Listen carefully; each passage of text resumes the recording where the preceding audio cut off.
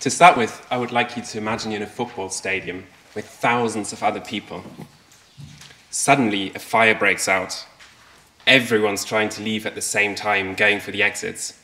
Crowds start to pile up at the exits. People may get trapped and not get out. Sadly, this is still reality and happens every now and then. My name is Nikolai. I work at the University of Essex with researchers from different disciplines: psychology, mathematics, biology, engineering, and we try to figure out what lies beneath these crowd disasters that can happen. You may remember earlier this year in Brazil, there was a fire in a nightclub. A lot of people died because they couldn't get out in time. What was interesting was that a lot of the victims were found in the toilets. We don't know why. I'm interested to find out what brought people to go to the toilets. Did they follow others? Did they see something others didn't see? Was it a particular kind of person that ended up in the toilets? It's these kinds of questions I'm hoping to address. So, evacuations. A very simple example is here with a room with one exit and people are leaving this room. We can think of this as a box of chocolates with a hole at the bottom. If you shake the box, chocolates fall out. That's like people evacuating. Now, what scientists have previously done, because this is obviously an important area of research and it has been looked at quite a bit. So what has been previously done is that people have assumed all chocolates are identical. My project assumes or looks at what happens when the chocolates are different. When they differ in size, differ in shape, they may differ in flavor or character.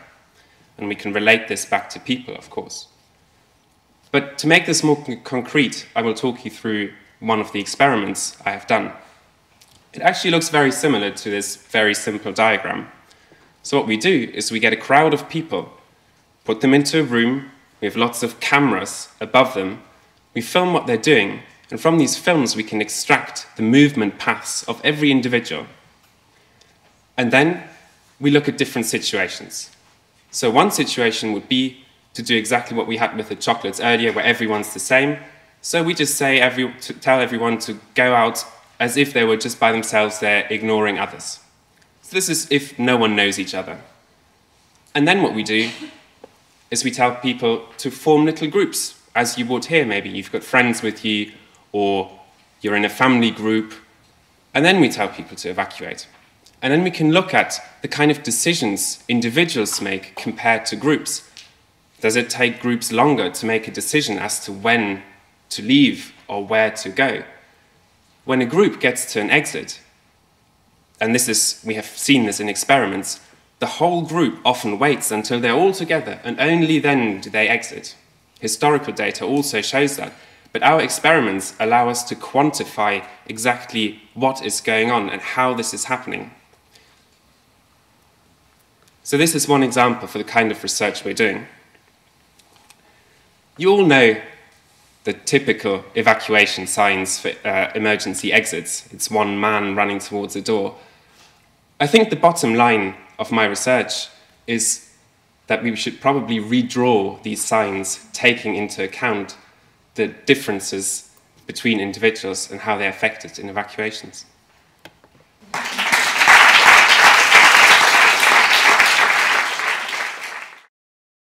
Maybe you could tell us a bit more about the models that you're using. Absolutely.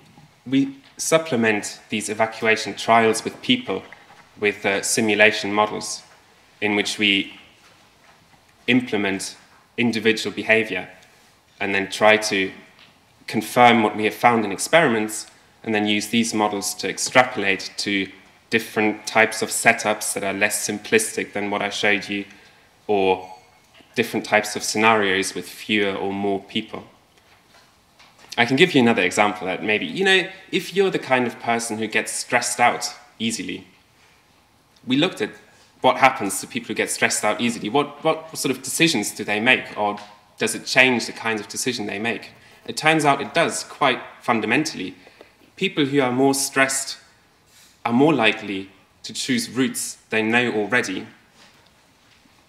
and also they're less likely to adapt a certain decision according to the situation. So if the route you know already is blocked by people and you're stressed, you're less likely to turn around and use a different route, even if it's equally good. Actually, I was wondering, how do you recreate panic? Because if I'm in a room, it's experience, and I know. That's a good point. I mean, the problem with all these experiments is that ethically, you can't really put a lot of people into a building and set it on fire. So there's a number of ways we try to work around that. One thing people have done in the past is that they've done experiments with animals. With animals, you can put under more pressure. So with ants, for example, people have put citric acid into a nest of ants and then watched the evacuation unfold. And people have also looked at mice. So they sort of flooded a cage full of mice and then watched as the mice evacuated. The approach we have chosen is to get people to play computer games. Now, you may think this is even further removed from reality, but it allows us to really control the situation people experience. So they play a short evacuation computer game, and we can then put them under pressure without risking injury in these experiments, which allows us to at least approach some of these problems. But ultimately, you're right, you can't recreate panic. So the hope is that what we find in our controlled experiments is the baseline we would expect, and this is only extrapolated and, becomes worse, exacerbated, if people, are even more stressed. Do you ask to people you've observed after the experiment why they acted like they did? And what is your best guess about the people in the toilet in Brazil? Why did they go there? Oh, the best guess about the toilets. I would prefer not to guess on that because I don't know enough about the particular scenario. So I think it's not good to sort of second guess from a distance what exactly happened in Brazil. I don't think that's a good way to go. So apologies. We can discuss it maybe later, but I don't want You'll have to make him drink. Basically. Well, then there will be more. No. So the other question was, sorry, can you just read quickly? Do you ask to... Oh, afterwards. Okay. So what's very nice, for example, about the computer games is that you can really use these computer games as an educational tool. So you get people to play them once and say, oh, why did you take this route? There was no exit sign, or it was blocked by the crowd.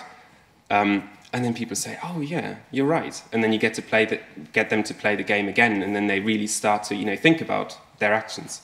In the other evacuation trials with lots of people, we haven't done that so much just because it's logistically more tricky. But it's a good point, yeah. And so maybe before we move on to the next, how would you redraw this? So actually,